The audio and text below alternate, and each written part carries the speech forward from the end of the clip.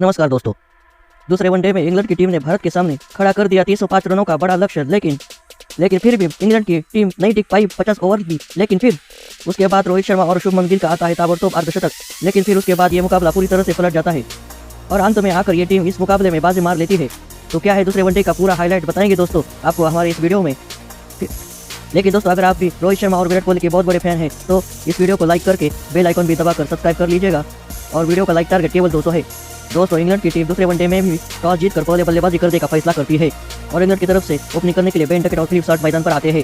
दोनों ही बल्लेबाजों के साथ बीच ताबड़तोड़ बल्लेबाजी शुरू होती है। दोनों ही बल्लेबाज पावर प्ले में भारतीय गेंदबाजों को दो डालते हैं और इंग्लैंड की टीम बिना किसी विकेट के पावर प्ले में ही 75 रन बना देती है।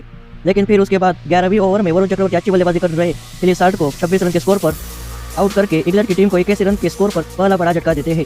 फिर उसके बाद बेन डकेट और जॉय रूट के बीच में शानदार पार्टनरशिप होती है। बेन डकेट फिलिप साल्ट के आउट होने के बाद जॉय रूट के साथ बहुत अच्छी पार्टनरशिप करके अपना अर्धशतक पूरा करते हैं। फिर इंग्लैंड की टीम को ये दोनों बल्लेबाज 100 रनों के पार पहुंचाते हैं। लेकिन अच्छी बल्लेबाजी कर रहे बेन डकेट 65 रन के स्कोर पर जडेजा का शिकार हो जाते हैं और इंग्लैंड की टीम को 102 रन के स्कोर पर दूसरा बड़ा झटका लगता है।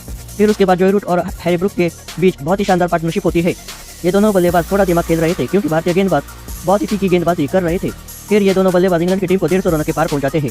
फिर उसके बाद हैरी ब्रूक अच्छी बल्लेबाजी कर रहे 31 रन के स्कोर पर हर्षित राणा का शिकार हो जाते हैं और 168 रन के स्कोर पर इंग्लैंड को तीसरा बड़ा झटका लगता है। फिर उसके बाद जॉय रूट का साथ निभाने जॉस बटलर मैदान पर आते हैं। इन दोनों बल्लेबाजों के बीच भी बहुत ही अच्छी पार्टनरशिप होती है।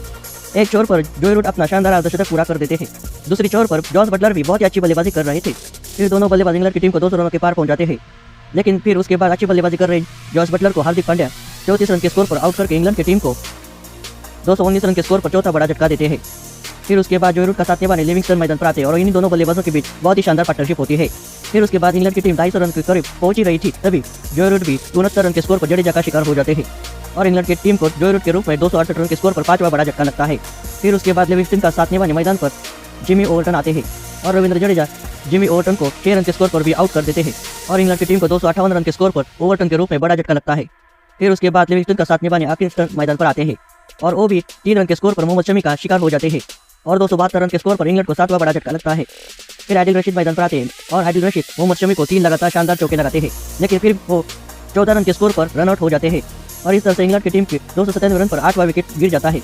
लास्ट ओवर में लिविंगस्टन भी अच्छी बल्लेबाजी कर रहे थे, लेकिन वो भी 41 रन बनाकर आउट हो जाते हैं और इसके साथ इंग्लैंड की टीम 49.4 ओवर में 304 रन पर ढेर हो जाती है और भारत की तरफ से सबसे ज्यादा रविंद्र जडेजा ने 3 विकेट चटकाई और जवाब में 305 रनों का लक्ष्य पीछा करने उतरी भारतीय टीम की शुरुआत बहुत ही अच्छी होती है और रोहित शर्मा और शुभमन गिल के बीच शानदार पार्टनरशिप होती है। दोनों ही बल्लेबाज ताबड़तोड़ अंदाज में भारतीय टीम को शुरुआत देते हैं और रोहित शर्मा तो आते ही शानदार चौके छक्के लगा रहे थे और उन्होंने केवल 30 गेंदों पर अपना ताबड़तोड़ अर्धशतक पूरा कर दिया और दोनों बल्लेबाजों के बीच 100 रनों की पार्टनरशिप हो चुकी थी। और फिर दूसरे छोर पर अच्छी बल्लेबाजी कर रहे शुभमन गिल भी अपना शानदार अर्धशतक पूरा कर लेते हैं। दोनों ही बल्लेबाज तेजी से रन बना रहे थे, लेकिन तभी शुभमन गिल 60 रन पर बोल्ड हो जाते हैं और भारतीय टीम को 136 रन के स्कोर पर पहला बड़ा झटका लगता है।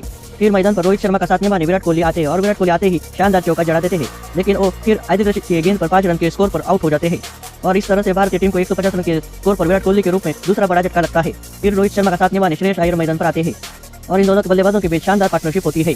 दूसरी छोर पर रोहित शर्मा शानदार छक्का लगाकर 76 गेंदों पर अपना शानदार शतक पूरा कर लेते हैं और भारत को 200 रनों के पार पहुंचाते हैं और दोनों ही बल्लेबाज काफी तेजी से रन बना रहे थे, तभी रोहित शर्मा फुल टॉस गेंद पर 119 रन बनाकर आउट हो जाते हैं और 220 रन के स्कोर पर भारतीय टीम को तीसरा बड़ा झटका लगता है।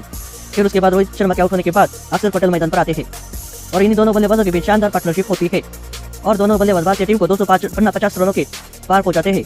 लेकिन तभी श्रेयस अय्यर रन चुराने के चक्कर में 44 रन के स्कोर पर आउट हो जाते हैं और भारतीय टीम को 258 रन के स्कोर पर चौथा बड़ा झटका लगता है।